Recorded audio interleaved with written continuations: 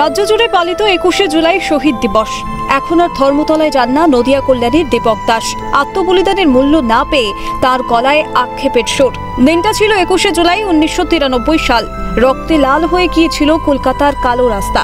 তৎকালীন স্বরাষ্ট্রমন্ত্রী বুদ্ধদেব ভট্টাচার্যের নির্দেশে পুলিশ গুলি চালায়। নিহত হন 13 জন কংগ্রেস কর্মী। পুলিশের লাঠিতে আক্রান্ত হয় শত শত কর্মী। সেই আন্দোলনে গুলিবিদ্ধ হয়েছিলেন দীপক দাসও। 13 জন শহীদদের সঙ্গে দীপক দাসকেও রাখা হয়েছিল এসএসকেএম হাসপাতালের মর্গে, কিন্তু পরবর্তীতে চিকিৎসক বুঝতে পারেন তিনি জীবিত। জীবন ফিরে পেয়ে এখন মৃতদেহ বহনের কাজ করে পেট চালাচ্ছেন তৃণমূল কর্মী দীপক দাস। মুখ্যমন্ত্রী ছিল জ্যোতি বসু, তা আমরা হঠাৎ দেখি ঘোড়ায় করে আমাদের কাঁদানি গ্যাস আর বুলেট রাবার আর গুলি করতে করতে করতে করতে সবাইকে ছত্রছাড়া করলো। কিছু লোক আমাদের সামনে বসে মারা গেল। সেখান থেকে আমার জ্ঞান হারানোর পরে আমি তখন মৃত অবস্থায় ছিলাম, মানে আমাকে মর্গে ফেলে দেওয়া হয়েছিল। আমার বাড়ির লোক এসে আমাকে মৃতদেহ বলে তুলে নিয়ে আসার জন্যে। আজ পর্যন্ত সেই দিন থেকে আমি আজ পর্যন্ত রাজনীতি করে যাচ্ছি, না সিপিএম হয়েছি না বিজেপিতে গেছি। আজকে আমি আমার পাড়ার যুব ভাই বান্টি নন্দী তার কিছু দেয়াতে আমি আজকে মরা গাড়ি টেনে মরেতে গেছিলামই, সেই মরার গাড়ি টেনেই আমি তার ইয়ের থেকে আমি বেঁচে কোনোরকম খেয়েছি। তার কৃতজ্ঞতা আমি সব থেকে আগে দেবো, সেটা হলো বান্টি নন্দী। এরপর পরবর্তীতে সরকারের পালা বদলের পর তৃণমূলের 21শে জুলাইয়ের শহীদ দিবসে হাজির হয়েছেন তিনি, কিন্তু সরকারের তরফে মেলেনি তার প্রতি সমবেদনা বা কোনো পুরস্কার। বর্তমানে কেমন আছেন কল্যাণীর বাসিন্দা দীপক দাস? কেউ কি তার খবর রেখেছেন? দলের নেতৃত্ব খোঁজ নিয়েও দেখেন না কেমন আছেন তিনি।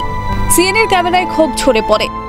আমাদের কোনো ভ্যালি নেই, যাদের মারা গেছে তাদের ভ্যালি আছে। যারা আজকে ওই দিন থেকে নিয়ে আসলো দল থেকে, তাদের কেউ মানে খোঁজই নেয় না তারা কেমন আছে, কি আছে না আছে। আমি দীর্ঘদিন ধরে আমি আজ পর্যন্ত 29 সেই সার্টিফিকেট নিয়ে আমি ঘুরে বেড়াচ্ছি। সেই সময় সাহায্য বলতে পেয়েছিলেন 1,500 টাকা এবং একটি লুঙ্গি।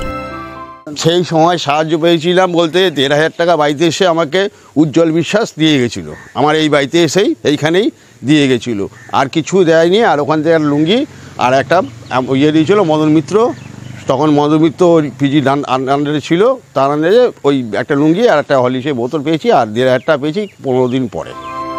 দুমুঠো অন্ন জোগাড় করতে গিয়ে হিমশিম খাচ্ছেন। কাজ করছেন মৃতদেহ বহনের, কিন্তু এভাবে আর কতদিন? কেউ আজ পর্যন্ত কোনো জেলা নেতৃত্ব, কোনো কাউন্সিলর বা এসে খোঁজ খবরই নেয় না।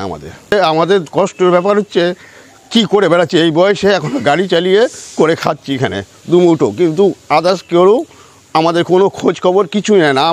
আমার দুঃখ হচ্ছে জেলার নেতৃত্বরা কেন আমাদের একটু খোঁজ নেয় না।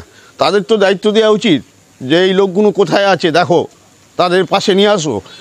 যদি আমাদের পাশে থাকতো সবথেকে গর্বের ব্যাপার, ভালো করতাম। কাজ দরকার ছিল না, আমরা করে খাই। ঘটনায় পাল্টা কটাক্ষ রাজনৈতিক বিশ্লেষক ঝন্টু বড়াইকের। হাইজ্যাক করে 1998 সালে হওয়া দলটি হঠাৎ করে আজকে শহীদ দিবস পালনের মাধ্যমে ক্ষমতায় আসীন হলেন এবং প্রতি বছর শহীদ দিবসের নাম করে যে পিকনিক, ডিম ভাত খাওয়ার মতন এই যে ইয়েগুলো করে হুজ্জতি, শহর কলকাতা থেকে শুরু করে পশ্চিমবঙ্গ কার্যত বিচ্ছিন্ন হয়ে গেছে ভারতবর্ষ থেকে, ঠিক আছে, অচল হয়ে গেছে। মমতা বন্দ্যোপাধ্যায়ের রাজনৈতিক জীবনে এক উল্লেখযোগ্য মাইলস্টোন 21শে জুলাই। এই ঐতিহাসিক দিনটি দলনেত্রীর কাছে অতীতকে ফিরে দেখার দিন, সেই সঙ্গে শহীদদের শ্রদ্ধা জ্ঞাপনের দিন। কল্যাণী থেকে সুবীর দাসের রিপোর্ট, ক্যালকাটা নিউজ।